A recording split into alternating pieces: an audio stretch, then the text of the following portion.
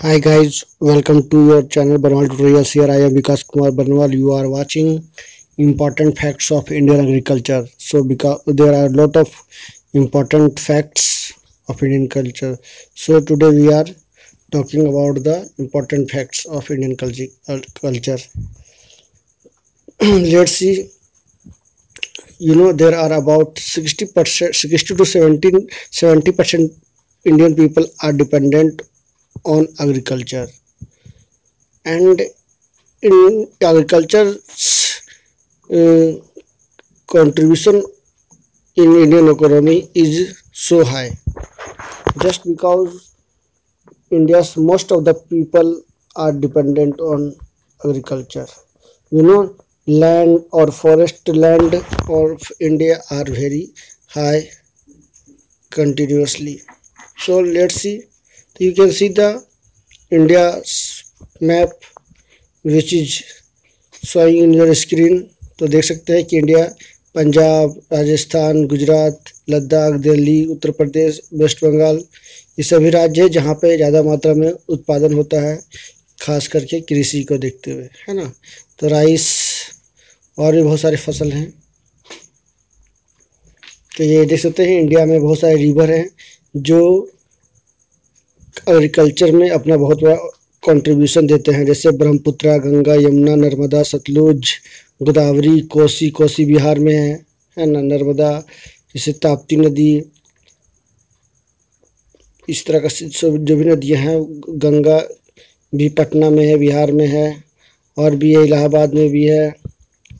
जिससे भी नदियों का काफ़ी कंट्रीब्यूशन होता है। साथ साथ इंडिया में बहुत सारे मृदा भी पाए जाते हैं जो यहाँ के लिए खाद्य का काम करते हैं, जैसे जलोढ़ मृदा, काली मृदा, लाल मृदा, लेटराइट मृदा, मरुस्थलीय मृदा, क्षारीय मृदा, जैव मृदा और वनीय मृदा, यानी alluvial, black, red, laterite, desert, alkaline, peats और फॉरेस्ट। ये these are the soil are found in India, which is very important for the farming. So let's see about the father of Indian agriculture, M.S. Swaminathan. What is the acronyms of, because MS is acronym, so let's see. Mankombu Sambesivan Swaminathan, who was born on 7th August 1925, is an Indian geneticist and administrator known for his role in India's Green Revolution, a program under high yield varieties of wheat and rice were planted. Swaminathan has been called the father of Indian Green Revolution in India for his role in introducing and further developing high yielding varieties of wheat in India. He is the founder of the M.S. Swaminathan Research Foundation. So you can see the M.S. Swaminathan, who was the member of Parliament Rajya Sabha in between 2007 to 2013. तो आप लोगों ने जाना कि father का, India का agriculture के जो फादर है M.S. स्वामीनाथन है, यानी भारतीय क्रांति, ग्रीन क्रांति के भी वो फादर रह चुके हैं। तो let's see what are the important facts. India rank second in agriculture output and India is in the top 5 positions of for about 80% of products produce from farm. India का जो है सेकेंड रैंक है agriculture में, output में, है ना, और India का टॉप 5 पोजीशन में है, और 80% प्रोडक्ट्स जो है प्रोड्यूस करता है वो अपना खेत से, फार्म से। The major research institute of the agriculture research is ICAR, Indian council of agriculture research. ICAR Bharat की सबसे बड़ी संस्थाओं में से एक है जो एग्रीकल्चर पे देखरेख करती है। In India there were mainly 3 seasons for agriculture, kharif July to October, rabi October to March, zaid March to June. 3 तरह का सीजन भारत में पाया जाता है, रबी, खरीफ और zaid. Rabi season usually starts in November and last up to March और अप्रैल। मस्टर्ड, व्हीट, ये सभी जो क्रॉप्स है इस दरमियान उगाए जाते हैं। खरीफ में कॉटन, मैज, बाजरा, सोयाबीन उगाए जाते हैं, और जैद में जो आखिरी सीजन में है वो मेलन्स, यानी वाटरमेलन्स हो गया, पम्पकिन, कुकुम्बर, बिटर गार्ड वगैरह सभी ये उगाए जाते हैं। तो ये 3 जो है सीजन है इंडिया में, और ये तीनों में रबी, खरीफ और जैद 3 तरह का फसलें उगाई जाती हैं। तो भारतीय जितने भी हैं वो अधिकतर कृषि पर निर्भर हैं। तो मैं कुछ और बता दूं कि राइस सबसे ज़्यादा यूपी में या पंजाब में उगाया जाता है, उसमें से उसके बाद वेजिटेबल्स वगैरह भी वेस्ट बंगाल में, पोटैटो जो है यूपी में सबसे ज़्यादा उगाए जाते हैं, सिल्क जो है झारखंड में, ऑनियन महाराष्ट्र में। तो और भी देख सकते हो आप कि ग्राम एमपी में, मेज यूपी में, बाजरा राजस्थान में, सभी जो है टॉप फर्स्ट रैंक हासिल किए हैं ये सभी स्टेट इन तमाम तरह की फसलों को उगाने में।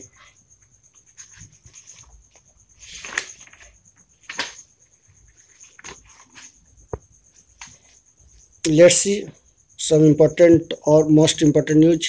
The main food grain of India is rice. You know, rice is the main food grain of India. Rice सबसे ज़्यादा यहाँ पे खाए जाते हैं यहाँ के लोग, क्योंकि बहुत काफ़ी पॉपुलेशन जो है एग्रीकल्चर पर डिपेंड है और ज़्यादा मात्रा में यहाँ पे चावल उगाए जाते हैं। India rank second worldwide in rice production, दुनिया का दूसरा स्थान में है इंडिया का। West Bengal is the top state in rice production, followed by Uttar Pradesh, Andhra Pradesh, Punjab and Bihar. Yield-wise, Tamil Nadu ranks first in rice production. Central Rice Research Institute is located in Cuttack, Odisha. Let's see some important crops, world's main crops, their growing country. तो rice सबसे ज़्यादा जो China में उगाया जाता है, wheat भी सबसे ज़्यादा चाइना में, मेज जो है ये यूएसए में, इंडिया में सबसे ज़्यादा टी उगाए जाते हैं, कॉफ़ी ब्राज़ील में, टोबैको चाइना में, कोकोनट भी मलेशिया में, शुगर कैन इंडिया में, 2-3 तरह का है, मिल्क भी इंडिया में होते हैं, बीट जो है रसिया में, सीसामम ब्राज़ील में, बार्ली रसिया में। तो ये सभी हैं ये इंडिया में। मैंगो और लेमन भी काफ़ी अधिक या टॉप फर्स्ट रैंक इंडिया का है उगाने में। तो ये 3 में है, टी में है, शुगर कैन में है और लेमन और मैंगो में है, साथ साथ मिल्क में। ये 4 जो फसलें थी उसमें भारत का पहला स्थान है उगाने में। Next see, India rank 4th is wheat production. Uttar Pradesh is the highest wheat producing state of the India, followed by Punjab, Madhya Pradesh and Haryana. यानी चौथा रैंक है गेहूं के उत्पादन में इंडिया का, और पहला रैंक किसका है मैंने बताया था ना, यू कैन सी और you can give the answer. तो China. Some of the millets produced in India are bajra, jawar, ragi. Maharashtra is the highest producer in India. मैं लास्ट टाइम बताया था, पिछले बताया है। In production Rajasthan and in ragi production Karnataka ranks first. Karnataka first है, ranks है हासिल किया है इस तरह का फसलों को उगाने में। तो आप देख सकते हो कि सनफ्लावर या फूल वगैरह भी देखो तो रसिया है, कोकोनट में तो मलेशिया मैंने बताया ही है,